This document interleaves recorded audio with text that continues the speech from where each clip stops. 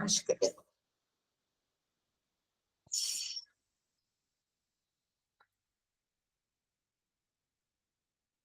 vamos começar. Depois eu compartilho com quem se inscreveu. A gente teve bastante até, fiquei bem feliz. Gurias, então, o livro, como eu disse, ali que eu botei, são os 4 compromissos, tá? Ele é um livro que fala de uma filosofia bem antiga, assim, o propósito dele é nos trazer clareza. Deixa eu só aceitar aqui. Deixa eu ver. Peraí, permitir. E o propósito dele é nos trazer mais clareza para a nossa vida, né? Uma verdade que nos liberte mais a nossa verdade em si. Então, ele é vou aceitando aqui enquanto vai entrando e deu. Vamos ver se vai entrar mais aqui. Então, trazendo o primeiro tema, assim, e falando um pouquinho dessa filosofia, tá? É uma filosofia bem antiga. A gente está falando aí do século X ao século XII. É algo que é bem atemporal, não é? Porque combina muito com o nosso cotidiano, essa filosofia. Então, a gente pode trazer isso para o nosso momento presente, o que gera curiosidade, né? Que como naquela época, hoje isso é tão aplicável, assim, a mim, pelo menos, gera muita curiosidade. Os toltecas, eles são antigos homens e mulheres conhecidos pelo seu conhecimento na região do México, né? E eles eram conhecidos por serem mestres e na arte de viver de uma forma harmônica. Peraí, eu vou aceitar mais um aqui. Peço desculpa. Eu já continuo. Deixa eu ver quem é aqui.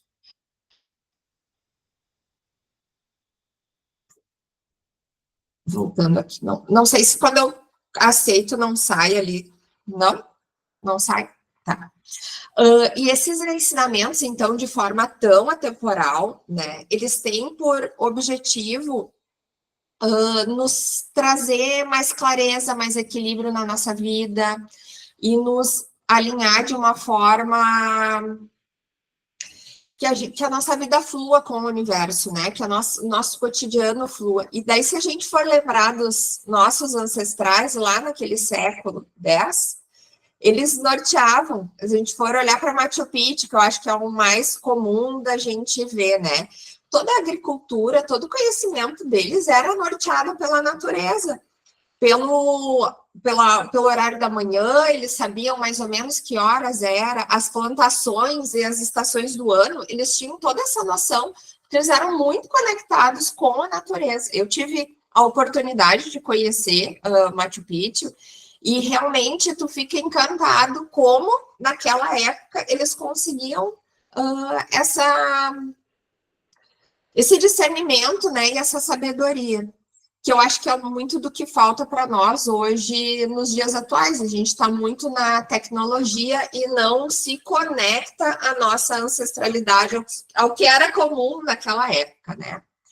E eles falam de um sonho coletivo, que vivemos imersos em crenças, regras e expectativas que moldam a nossa percepção da realidade. O que é isso? Eles dizem, já lá naquela época, que o que a gente acredita é um sonho de alguém que veio antes de nós. E quando a gente nasce, é nos apresentado esse sonho, essa vida, essa forma de viver. E isso tudo vira um sonho coletivo. Então, eles trazem muito evidente de que essas crenças, e elas vêm desde os nossos antepassados, claro, vão se adaptando, se moldando, mas elas não pertencem a nós, elas pertencem a um sonho do planeta. E que a nossa consciência é que é a chave para transcender o condicionamento e alcançar a verdadeira liberdade interior. Que não é nós nos rebelar, nós nos revoltar, mas nós termos consciência de que tudo isso não foi criado por nós. E sim vem de muitos anos, né? E de outras pessoas que foram criando isso. Me veio agora algumas cidades que foram planejadas. Alguém sonhou essa cidade, né? E essa cidade foi planejada com base de conhecimentos, crenças de alguém. E aí virou um sonho coletivo naquela cidade. Hoje a gente vai visitar esses locais, né, que realmente foram sonhados por alguém. E aí ele traz uma teoria da domesticação humana. Bem interessante, porque ele fala o quê? Que esse sonho coletivo é uma teia. Que para viver dentro desse sonho, nós somos domesticados. Assim como a gente domestica o nosso animal de estimação, né, compensando, né, como um adestrador ali, compensando e punindo quando ele faz uma ação boa, quando ele faz uma ação ruim, desde que nós nascemos na nossa infância, nós somos moldados pela nossa família. Depois pela escola, pela sociedade, pela igreja, pelos nossos vizinhos, pelos nossos avós. Então, de certa forma, a gente recebe um alimento, né? Recebe um elogio quando a gente faz algo que eles concordam, que eles acreditam que é uma boa ação, que a gente se comporta, e a gente é castigado quando a gente faz algo que não vai de acordo com o que o nosso pai, nossa mãe, nossos avós aprenderam que é o certo e o errado. E aí, esse ser punido ou ser elogiado, muitas vezes a gente percebe que é muito mais punido do que elogiado quando faz, né? E aí é o que a gente dá conta, assim. Tipo, nossa, sempre que eu fazia coisas boas, dificilmente eu era elogiado. Eu era mais punido quando eu fazia coisas ruins. Isso é o que a gente lembra. Mas o quanto isso é profundo no que realmente a gente queria essa aceitação e esse elogio quando a gente fazia algo certo. E o porquê será? Eu acho que é essas as perguntas que a gente vai iniciando, refletindo sobre esse livro. E ele diz um porquê. Ele diz que é porque, por causa dessa domesticação, a gente vai criando um juiz interno. Então, nós mesmos viramos o nosso próprio juiz, que é aquela voz que diz, Tatiana, isso não tá certo, Tatiana, não te comporta desse jeito, Tatiana, fala mais baixo, Tatiana, quando a gente é menina, né, fecha as pernas, não pode estar de saia, não pode estar de perna aberta, tem que estar comportada, tem que... E esse juiz é uma voz de crítica, nos gera culpa, nos gera cobrança, e ele vai nos ditando a nossa vida. Então, muitas vezes a gente pensa que não escolheu nada na nossa vida, né? Que a gente foi deixando a vida acontecer e que a gente não tomou decisões. Na verdade, a gente tomou. Todos os momentos da nossa vida a gente toma. Mas, com base nesse nosso juízo interno, é que a gente vai decidindo se isso é bom ou ruim para nós. Só que se a gente parte pelo pressuposto que esse juiz ele foi criado e gerado nas crenças da sociedade, da nossa família, né, a gente pode observar que sim, muitas vezes as nossas ações foram inconscientes e não conscientes. E aí tem uma outra coisa que cria, que é a vítima interna. Então, ele diz que essa vítima é o nosso lado que sofre, que se envergonha e que se auto-sabota. E ele vai perpetuando os nossos ciclos de infelicidade e dependência externa. Essa dependência externa é aquela validação que a gente busca tanto, né? Que a gente está sempre buscando uma validação do nosso pai, da nossa mãe, da sociedade, e as nossas ações vão se baseando disso, do Instagram, né? Dos nossos seguidores. Esse seria, acho que, o mais atual que a gente se preocupa muito. O resultado é uma vida aprisionada na busca incessante por aceitação, perfeição, alimentando o medo e nos impedindo de ser autênticos. Deixa eu passar aqui próximo. Vamos lá. Passou? Deixa eu ver. Opa. Não estou conseguindo passar por ele. Ele está pensando.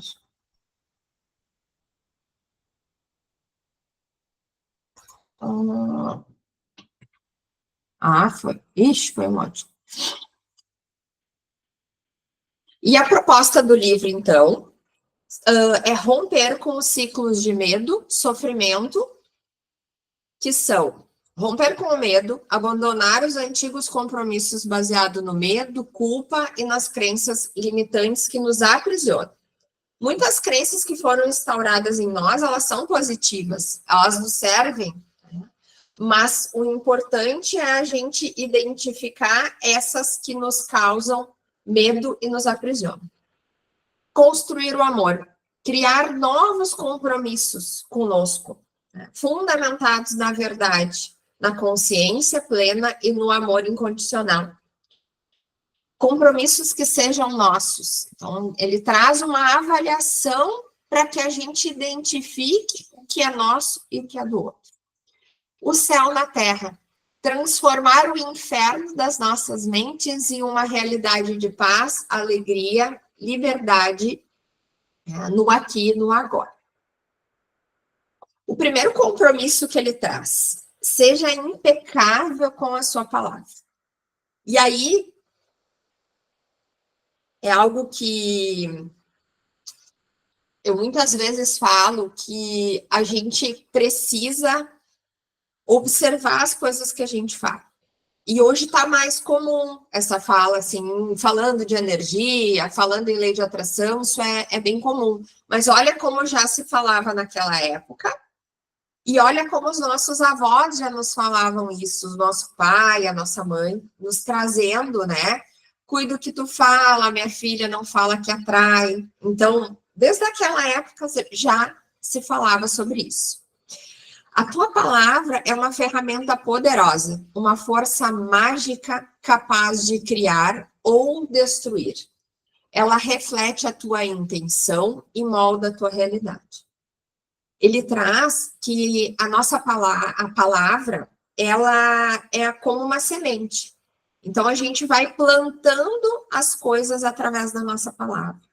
Mas as outras pessoas, os nossos familiares, os nossos professores, também foram plantando coisas através da palavra em nós.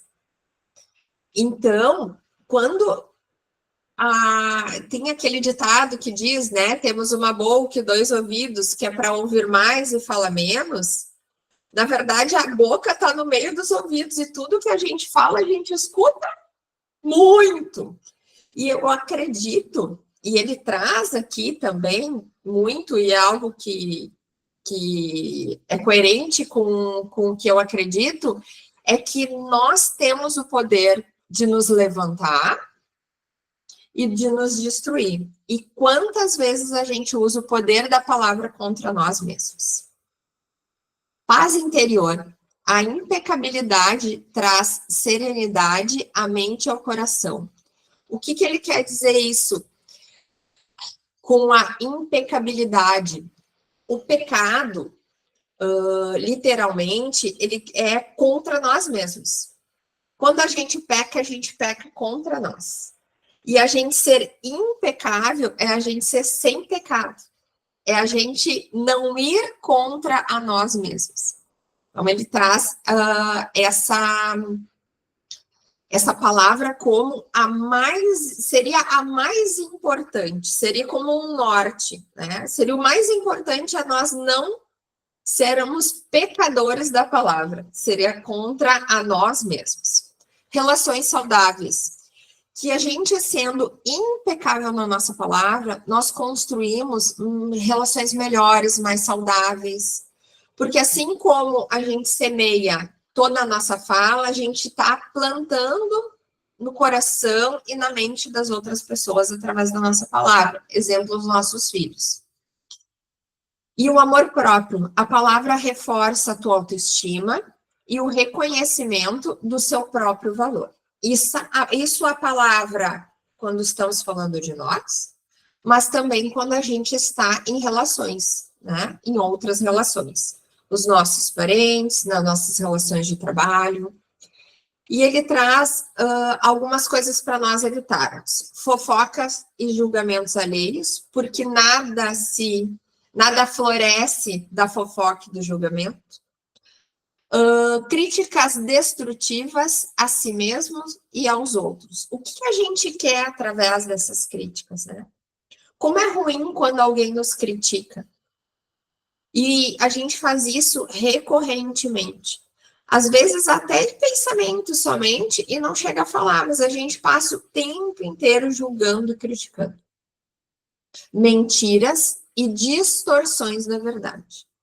Muitas vezes a gente pode até usar aquele, como se fala assim, é uma mentira do bem, né? Mentira do bem, mentimos, foi pro bem. Na verdade, sempre a verdade é o melhor caminho, porque quando a verdade vier à tona, a gente vai ter consequências disso.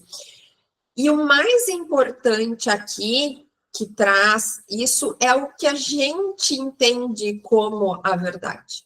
Então, eu posso falar algo, eu posso pecar com a minha palavra, mas eu sei que eu estou mentindo e fazendo algo que não vai ao encontro do meu objetivo. Use a palavra com verdade e amor, tanto ao falar com os outros, quanto consigo mesmo, para construir e inspirar. E aí ele traz um exemplo de pessoas como Hitler, que através da palavra causaram guerra e destruição.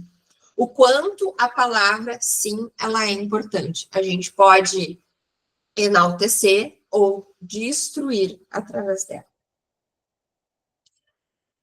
Aí ele traz uma coisa aqui também que é bem interessante, que a partir do momento que a gente vai crescendo, toda palavra é uma semente, e essa semente ela pode florescer ou não. O que vai fazer ela florescer é se a gente acreditar nisso. E quando a gente é pequeno, os nossos pais, os nossos avós, a igreja, os professores, eles são quem a gente acredita. Por isso que valida tanto essa crença. E à medida que a gente vai crescendo, nos tornando adultos, adolescentes, a gente valida ou não, começa a ter um discernimento e validar ou não o que é nos falado.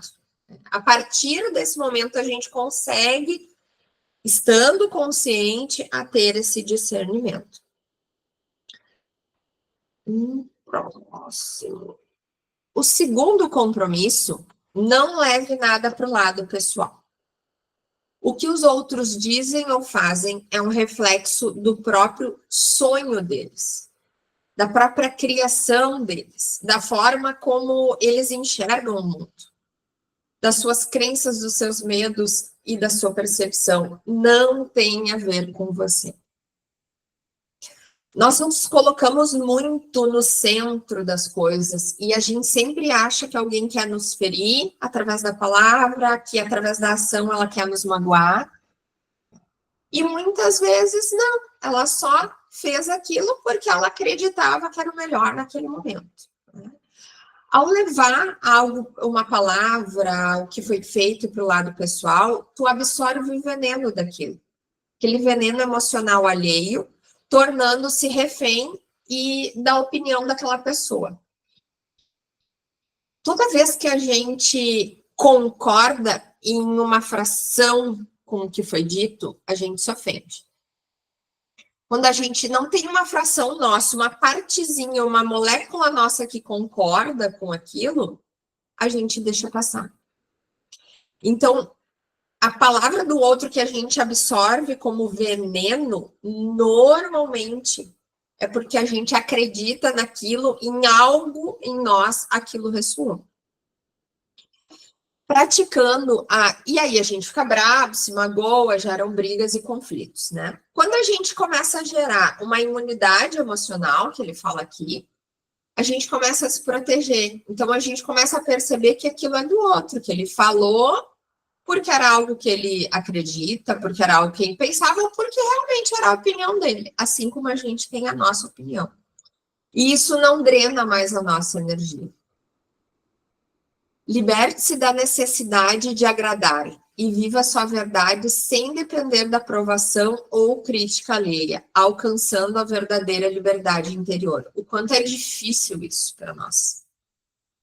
Porque como a gente foi criado a partir da opinião de alguém e validando sempre o que papai e mamãe achavam que era certo para criar, para que eles ficassem felizes, para agradar, para que não gerasse briga, para que não gerasse conflito, essa necessidade de agradar, ela está muito enraizada na gente, né? E isso acaba se tornando um desafio muito grande. E aí a gente vai pecando, inclusive, com a palavra, voltando ao anterior, né? Nos julgando, falando coisas sobre nós, tu não é bom o suficiente, tu nunca sabe nada, tu não é, né, bonita mesmo. Se alguém diz para nós, nossa, tu tá feia hoje, teu cabelo tá feio, viu, tu tá sempre feia. Então, principalmente as mulheres, né, elas têm isso muito forte. No nosso trabalho, a mesma coisa, né?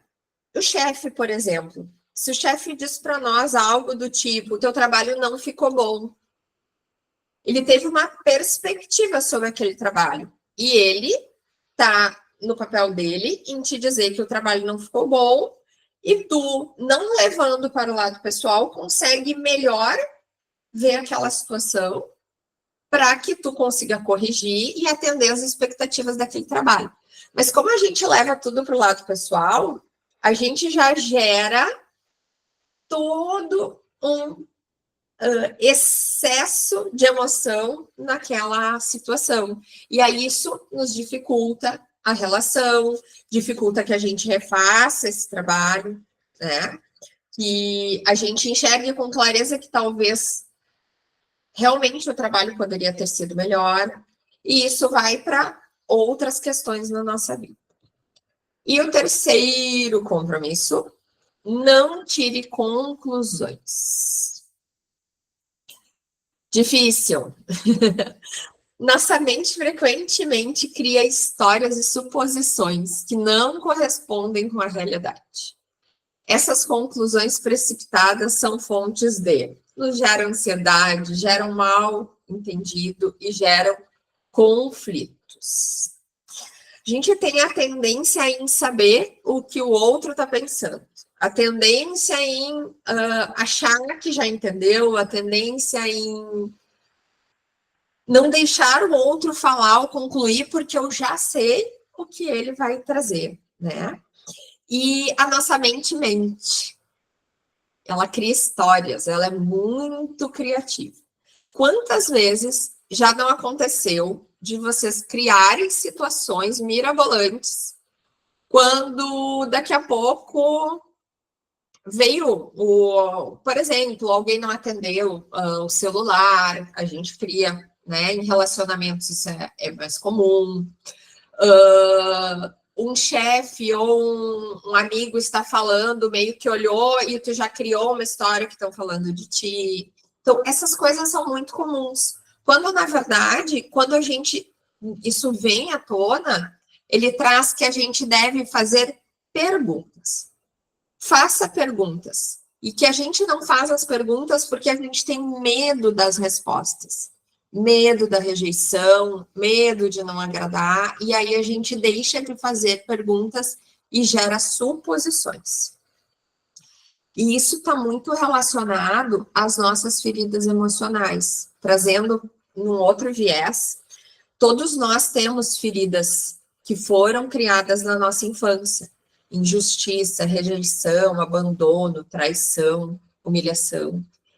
E por ter essas feridas, a gente tem uma necessidade de validá-las, trazendo por um outro olhar.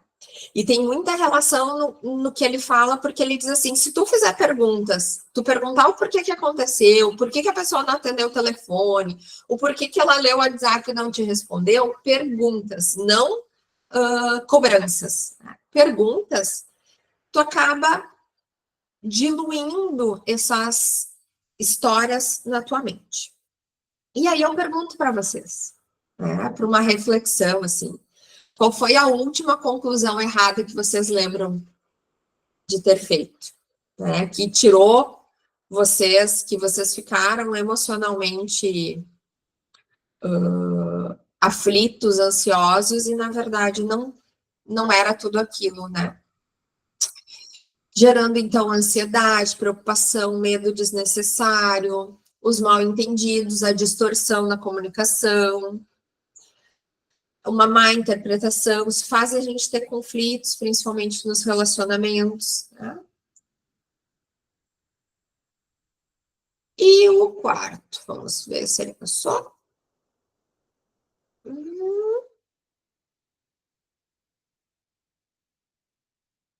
Ele está um pouquinho lento para passar, vamos ver.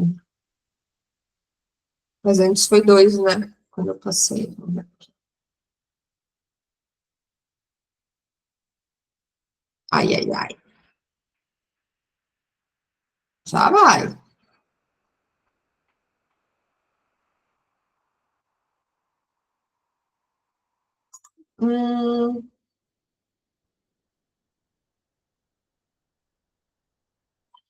Isso que é na internet que comenta.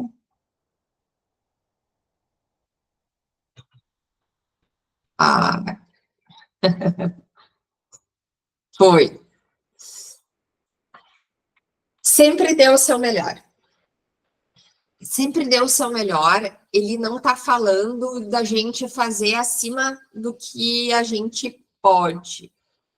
E sim o que é possível para aquele momento. Dar o melhor é trazer presença em tudo que a gente faz. Presença e intenção. O melhor não é estático, não é sempre a mesma coisa.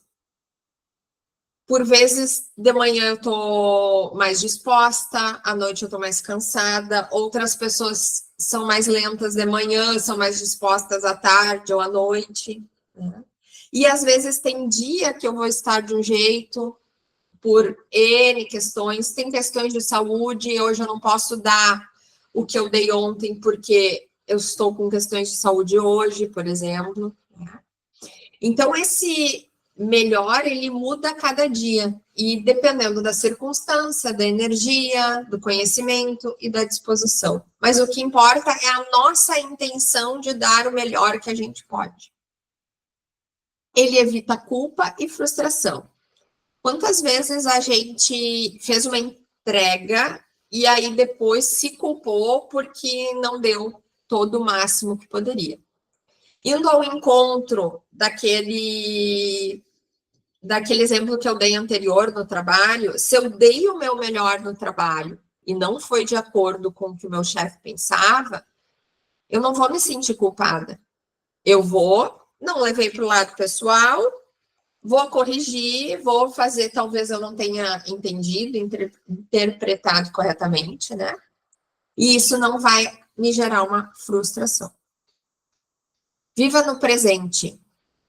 A ação plena e o amor se manifestam totalmente no aqui e agora, resultado da satisfação e do progresso. Toda vez que eu vivo o hoje e eu faço o meu melhor hoje, não pensando que ontem eu consegui fazer X, Y, Z e hoje eu só consegui fazer X, Y, a minha vida flui de uma melhor forma. E esse compromisso, ele sustenta todos os outros.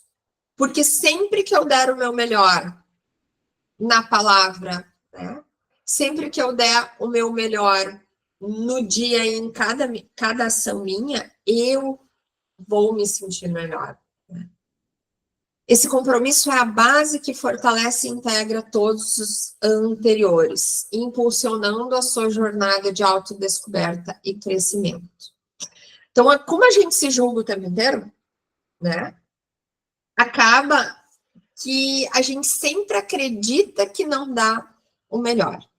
Então, quando a gente começa a trazer esses 4 princípios, né, e a todo momento trazer esta clareza de que aqui eu fiz o meu melhor, nessa relação eu fiz o meu melhor, e talvez esse meu melhor hoje não tenha sido ideal, amanhã eu vou refazer, voltando à questão da palavra, por exemplo, né? Hoje talvez eu pequei na minha palavra, né? Amanhã eu posso fazer melhor, e aí amanhã eu vou fazer o meu melhor daquele dia. Deixa eu tentar mudar o próximo. Ó, vai dar mais ou menos o tempo. Eu não sei por que ele tá lento para passar.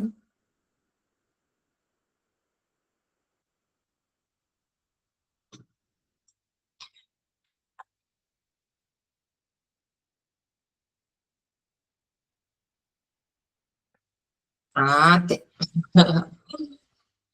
E aqui traz a jornada que ele nos traz. A aplicação dos 4 compromissos. Não é um destino final, mas uma jornada transformadora e contínua em direção à nossa essência. Então, o que ele traz? Que com esses 4 princípios, tu consegue romper os limites, desfazer os compromissos que nos prendem ao medo, à culpa e à limitação. Para tudo isso é necessário a reflexão, a identificação do que nos torna prisioneiros. Né? E a partir daí a gente consegue romper. Criar um novo sonho, uma nova manifestação. O que eu quero para a minha vida? Quais são as ações, quais são os sonhos que são meus e não que inventaram para mim e me disseram que são corretos? Eu percebo que esse é um ponto crucial quando a gente começa a buscar o autoconhecimento. Né? O que é sonho meu e o que é o que a minha família sonhou para mim.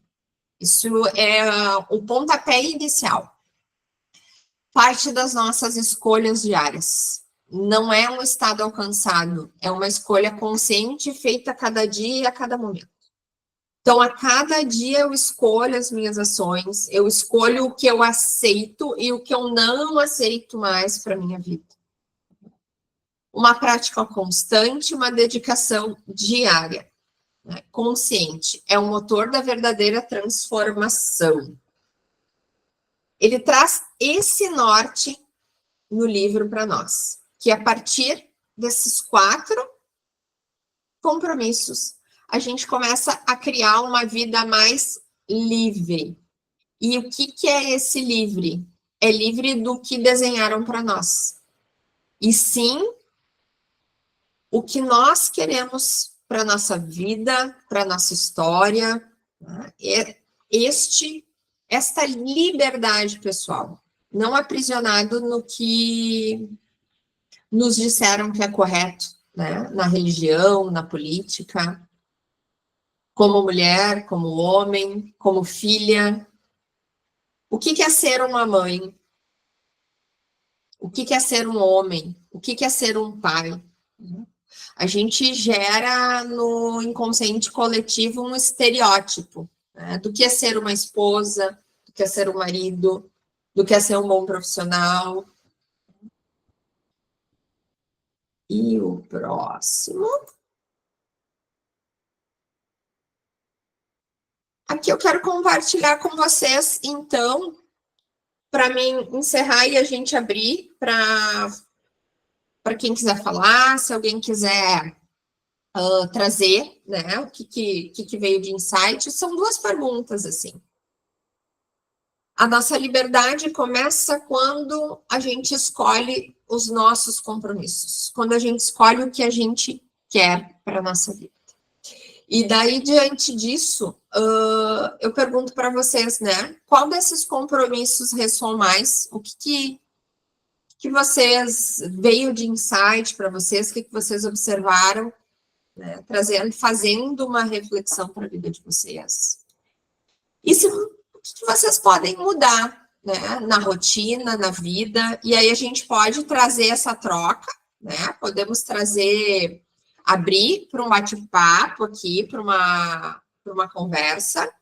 Então, deu mais ou menos o que eu tinha previsto, assim. Esse é um basicão do livro, gurias. Ele é um livro muito rápido de ler.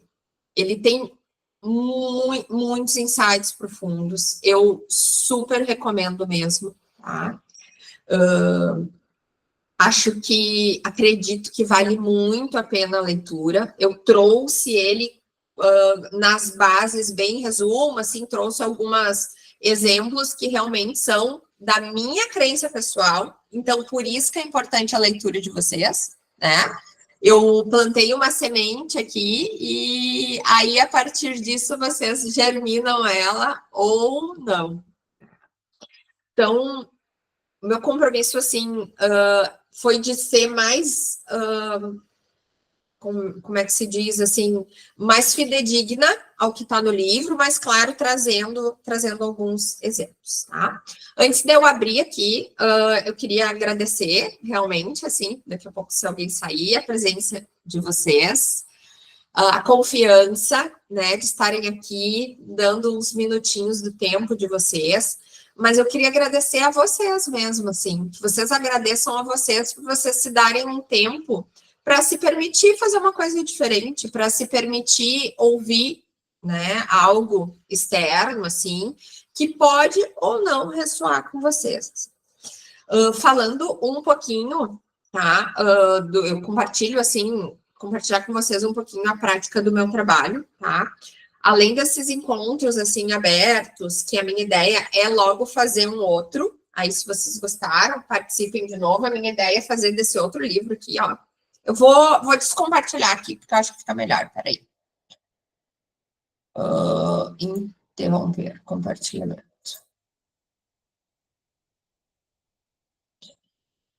Esse aqui, que é o Poder da Coragem, tá? É um livro que eu li há muitos anos atrás, eu quero relê-lo.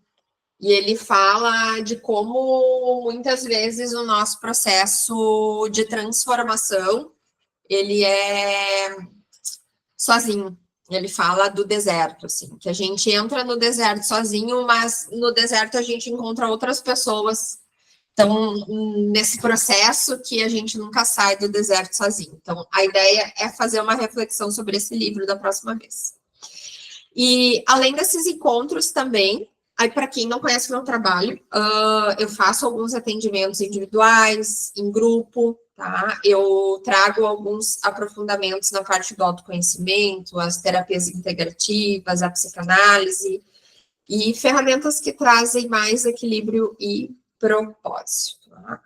E também, para quem estiver trabalhando em empresas, esse conceito eu trago para levar para dentro das empresas através de palestras, né, através de programas de saúde, de bem-estar, para a gente poder ajudar o nosso time, a nossa equipe, os líderes, a trazer mais equilíbrio emocional, mais saúde, mais disposição, mais foco, mais qualidade de vida. Tá? Ó, compartilhando um pouquinho, para quem me conhece um pouquinho mais, para quem me conhece um pouquinho menos. Aí, quem quiser, libera aí o microfone para falar, para trocar, para... É livre, tá? Não é quem quiser. Eu até anotei aqui um pouquinho das buscas de vocês e eu percebo que tinha bastante relação, assim, em algumas buscas, o tema do livro.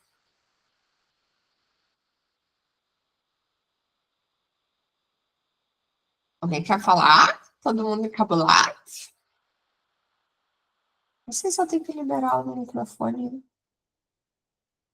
Não? Ninguém?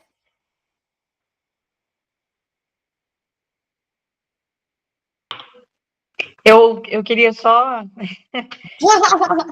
Claro.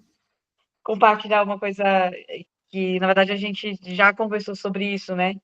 E que é algo que eu não sabia que era tão latente, às vezes, em situações que eu nunca nem observei, né? Que é o que é sonho meu e o que é o sonho que a minha família sonhou para mim, né? E quando a gente fala minha família, às vezes a gente fala especificamente dos nossos pais ou, né, da nossa mãe só e tudo mais.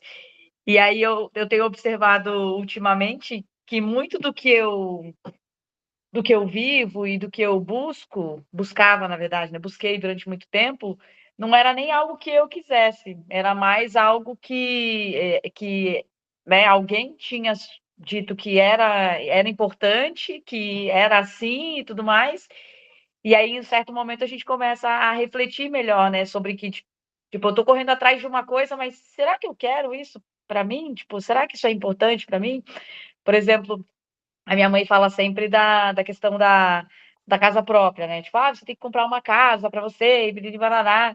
E aí, às vezes, eu fico pensando, tá, mas eu quero comprar uma casa. Eu acho que para mim não é algo que é importante nesse momento, não é algo que eu deseje e tal. Eu acho que eu almejo outras coisas antes disso, né? E se em algum momento eu desejar conquistar esse bem, aí eu vou atrás dele, mas não é o que eu penso no momento. E aí, às vezes, eu me pego pensando nisso, quanto a gente traz do que nem é nosso, né? Do que é dos nossos pais. E aí, no decorrer da vida, hoje, né, no auge dos 40 anos, é que eu venho observando certas coisas e venho entendendo o que eu realmente quero, né? Quais são os meus sonhos para que eu possa correr atrás daquilo que vai me fazer feliz, porque na verdade eu acho que a ideia é essa. Eu não tenho que fazer nada para agradar ninguém, mesmo sendo, né, os meus pais, que são as pessoas mais importantes, né, da minha vida, mas eu tenho que pensar em mim, no que eu quero e no que vai me fazer feliz. Para mim faz muito sentido, assim, isso, a consciência que a gente toma disso, né, ela demora e por vezes, por mais que a gente acredite que a gente tomou uma decisão sozinha, ela tá baseada. Os jovens hoje já têm algumas mudanças, assim, né, não sei se vocês concordam ou não, mas, por exemplo, muitos não querem dirigir, querem viajar, investir, antes da casa própria, antes da família, eles querem viajar, querem fazer outras coisas, assim, né? E a geração ali dos anos 80, 90 ainda foi criada muito enraizada com isso, assim, né? De casa, carro, e os atuais já não tem tanto, de novo, baseado no meio em que eu convivo, né? Então, por isso que eu digo, na minha percepção, que é baseado nas pessoas que eu atendo e no meio em que eu convivo, assim. E muitas vezes, mesmo tendo essa consciência, a gente comete esses erros, né? Não é que os pais querem. Eu, alguém já deve ter escutado eu falar isso, assim. Eu obriguei meu filho a tirar a carteira de CNH. Obriguei, né? E ele levou um ano e eu não me dei conta disso. Um ano ele levou para tirar a habilitação. E aí? Aí, quando chegou na hora do carro, eu dei conta, entendeu? Que não, ele não queria aquilo ali para ele. Né? E eu me lembro certinho quando eu falei para ele assim, filho, né? Não é necessário. Ele falou, mas eu vou decepcionar o meu pai. E eu respondi, teu pai que dê conta da terapia dele, né? Conversa com teu pai e fala para ele que não quer um carro. Porque, na verdade, no momento que ele tivesse um carro, a gente acaba brigando também aquela criatura a dirigir, porque o carro está na garagem e tu gera uma pressão toda social. Então, assim, por mais que tu saiba, chega um momento. Então, foi o meu momento de pedir desculpa para ele, assim, né? Trazendo para um exemplo pessoal, assim. Mas eu demorei para me dar conta daquilo, né? Mas teve um aprendizado, ele aprendeu muita coisa com isso e tá tudo certo. Mas é sobre isso, né? Mari, tu consegue abrir? Oi. Não, aproveitando isso que a Adriana falou, vocês são mais novas que eu, mas a gente vem de uma geração e quando a gente questiona muita coisa, mas a gente acaba seguindo os mesmos padrões, né? A minha filha também, ela foi fazer carteira com 21 anos. Eu com 18, eu fiz 18, no outro dia eu já estava fazendo a carteira. Então, são modelos diferentes, a gente não pode, a gente tem que dissociar e com essas leituras todas de autoconhecimento, né, essas trocas, ver que o mundo está diferente, que a gente tem que respeitar as vontades deles e orientar, não dizer, ai, no meu tempo era melhor. O tempo da gente passou, né? Mas nós acabamos depositando muita expectativa nos filhos. Né? Ah, casa própria, realmente, eles não têm. A gente cresceu ouvindo, ficar muito tempo no mesmo emprego, se tu sai, muitas vezes não é bem visto, empregos com garantia, Banco do Brasil, ou não sei o quê, sabe? Concurso público, porque era a geração dos pais da gente. E eles não estão errados em querer, desejar isso para a gente, só que a gente acabou pegando um modelo sem questionar. Hoje, com a cabeça que a gente tem na maturidade, a gente vê que não é bem assim, mas incorre no erro de, não, tem que fazer carteira. Eu também disse, se nadar, eu sempre digo, nadar e dirigir pode salvar vidas. Então, mesmo que tu não queira um carro, mesmo que tu não queira dirigir a todo momento, é importante saber dirigir, porque tu pode, numa situação, salvar a vida de alguém, ou sei lá, né? Então, é muito engraçado isso, porque esse se ver repetindo padrões, eu me vejo muito repetindo coisas que eu questionava da minha mãe. E eu não quero que a minha filha repita isso, né? Então, vem bem dentro do que a Adriana estava falando. A gente meio que liga um botão automático, assim, e vai. Não, pera! Né? Quando tu falaste ali, ó, não leve nada pro lado pessoal. Mulher tem mania de levar tudo pro lado pessoal. Qualquer crítica do trabalho. É comigo. A gente não é a rainha da cocada do centro do universo para achar que tudo é com a gente. Então, é uma coisa muito... é tão enraizada. E que esses encontros, Tati, é bom para a gente romper isso. Peraí, não é bem assim, né? Eu acredito, a intenção é assim, tipo, a gente lembrar amanhã se acontecer alguma coisa, se, né? Tipo, opa, né? Ô Mari, tu como é engraçado que tu falou assim, tem que dirigir e tem que aprender a nadar. Quem disse quem? Quem disse? Isso na minha visão, no meu conceito, né? A gente defende o tem que, né? A gente tem que, né? E é bem isso mesmo.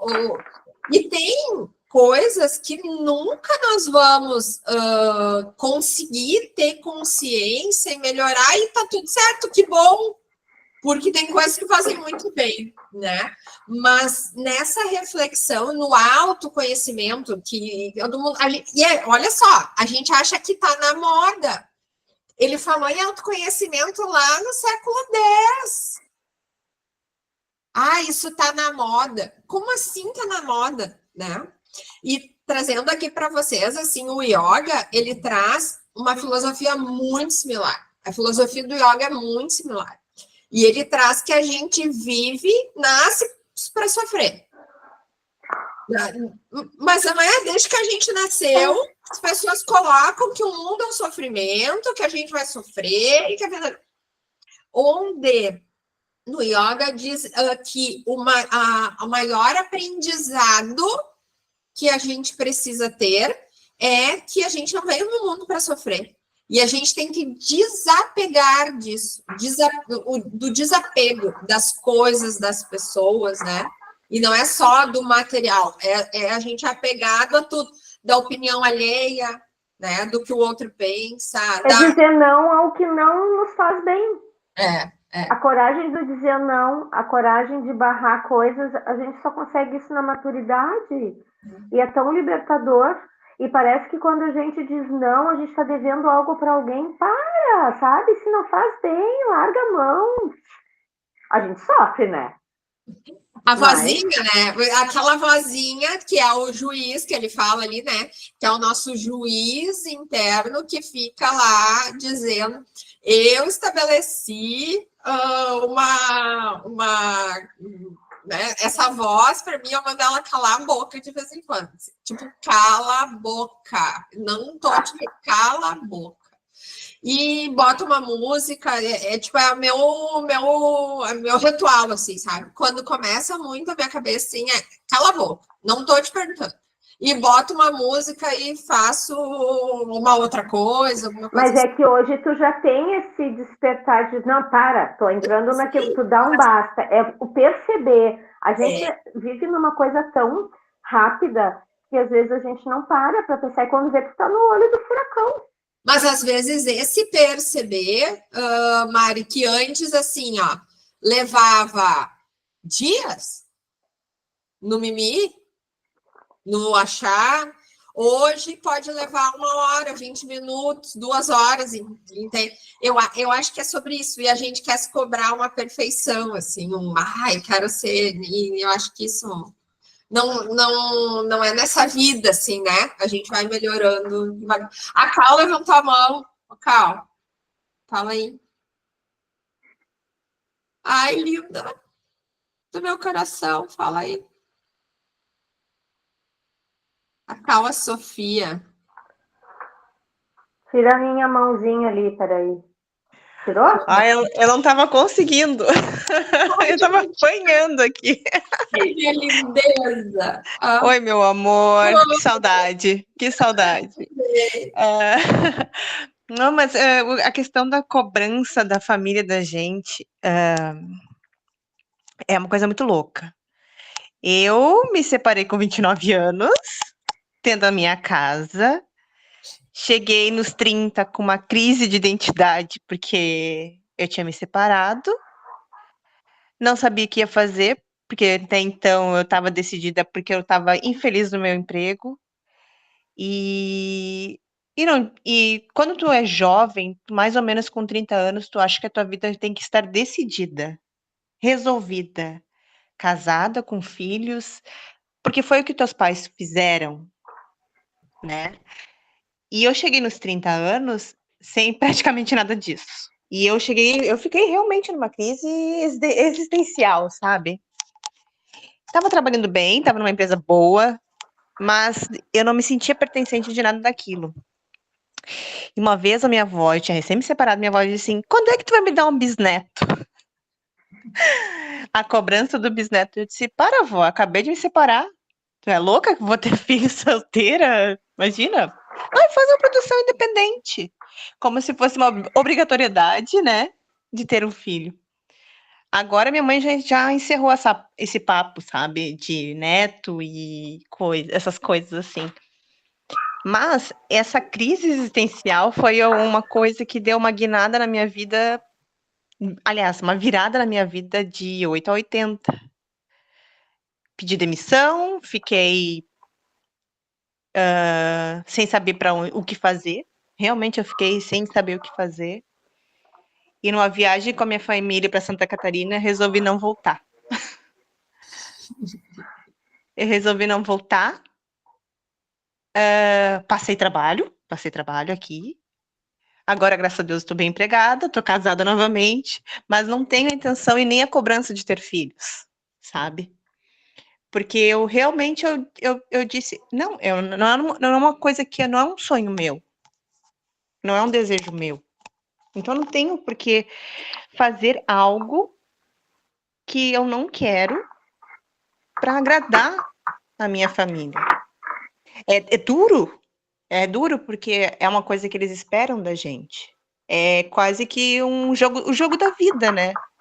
Tu nasce, tu cresce, se desenvolve, constitui uma família, se torna velho e morre.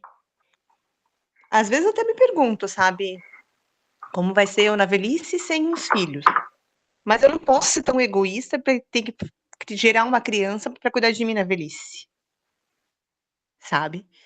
Então, assim, esse tipo de coisas são coisas que eu reflito, sabe, na minha vida, assim, nesse sentido dessas cobranças que eu, graças a Deus, eu aprendi cedo a me desapegar. Porque eu tinha uma amiga minha, daí de Novo Hamburgo, inclusive, que, meu Deus, eu acho que eu fico pensando assim, eu acho que ela acabou vindo pro mundo para sofrer, porque ela passou por tanta coisa na vida dela, tanta coisa assim pesada na vida dela, que foi pelo simples fato dela não saber dizer não, sabe? E ela começou a fazer terapia e daí ela começou a dizer não para as pessoas. E as pessoas que recebiam não interpretavam aquilo de uma forma agressiva, mas não entendiam que eram coisas para ela se poupar, né? Que eram coisas para ela, não para os outros. Então, assim, a questão de não levar tudo para si. A pessoa que recebeu um não levou aquilo como se fosse uma punhalada. A fulana que sempre fez tudo para mim hoje está me dizendo não. E na verdade ela tá fazendo um bem para ela. E ela contando uma vez, ela disse assim: "Nossa, como dizer não é libertador. Como faz bem. Como faz bem falar não." E às vezes tu não fala um não, tipo, ai, não, eu não quero. Não, é não.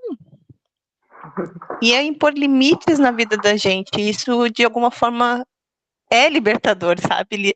É tu se desamarrar das crenças da tua família, do teu chefe, dos teus amigos.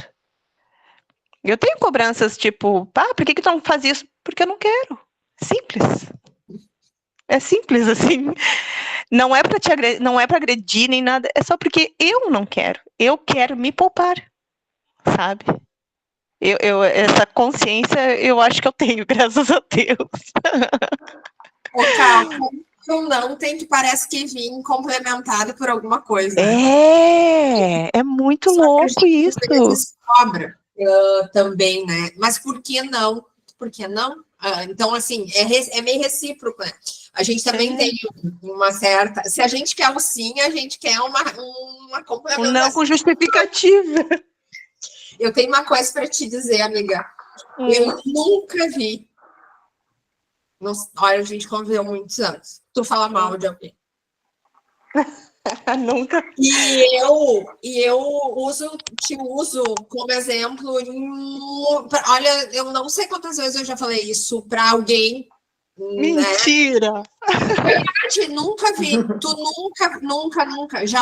Já nunca vi você vir falar de alguém. Ou você, sabe, tipo assim. E eu me lembro que eu já tentei falar de pessoa para ti e tu não me deu corda. Não, isso eu não faço. Não, mas é assim, tu não alimentou no sentido, sabe? E eu já falei mais de uma vez para esse pessoal, sabe? Tipo assim, eu sempre te tive como exemplo nesse sentido, assim, que sempre te manteve neutra das situações, assim. É muito legal, assim, eu me lembrei disso agora. Ai, muito obrigada. Sempre me chamou muita atenção. Ai, querida. Mas, sabe, Tati, eu procuro sempre permanecer nesse sentido. Eu acredito muito na questão do reverberar. No sentido do reverberar.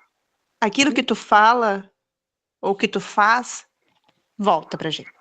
Ele reverbera. Não é. E aí a questão, assim, tipo assim, se a pessoa realmente fez algo pra mim, eu acredito muito que vem dela, é a índole dela, não é eu. Às vezes, eu não sou um Buda, digamos assim, mas, tipo, eu fico pensando às vezes, juro por Deus, eu fico por que essa pessoa agiu desta forma comigo, sabe? Daí eu fico ali matutando, o que eu fiz, o que eu falei, o que eu disse, o que eu não disse, e eu fico ali matutando, né? Não, mas só um pouquinho, ela agiu assim porque eu acho que ela não tá legal. Inclusive, essa semana, uma colega de trabalho veio falar da minha chefe, tipo assim, tu viu que ela não tá nem olhando pra gente, não sei o que, não sei o que, não sei o que. Acho que foi alguma coisa que nós tivemos uma atividade com o RH e tal. Daí, acho que o RH já falou pra chefia, não sei o que. Eu disse, não pode ser que ela não esteja legal dentro da casa dela. E tem pessoas que não sabem separar isso. o ambiente de trabalho, o ambiente de casa, sabe?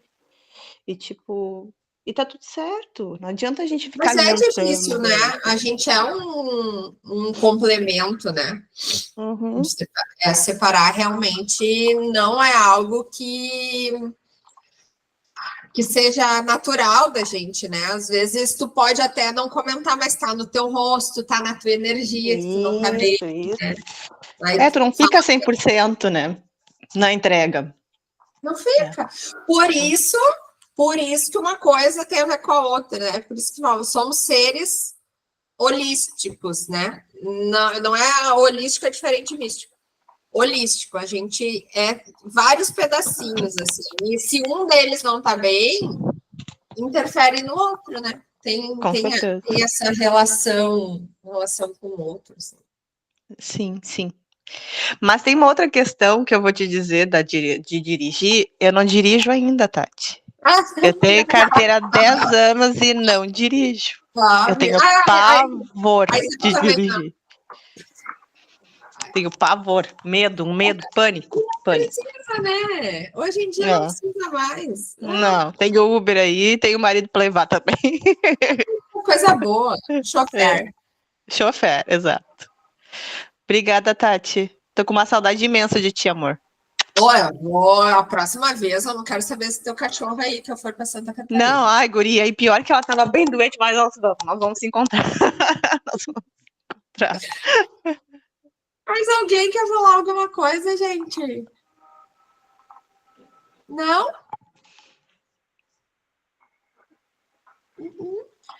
Então, acho que vamos encerrar aqui. Deu uma horinha aí, bem. Estamos no time. Agradecer muito a presença de vocês. Fiquei muito feliz. Vou compartilhar depois a gravação ali, para quem daqui a pouco, se alguém que estava no grupo quiser assistir. E aí, se vocês quiserem participar, vou botar o link ali desse livro, se vocês tiverem interesse em ler, para a gente fazer um próximo encontro. Tá ótimo. Obrigada, Tati. Muito bom começar a semana assim. Obrigada, Tati. Boa noite. Tchau, gente. Boa noite, meninas. Tchau, tchau. Boa noite, obrigada. Tava muito bom.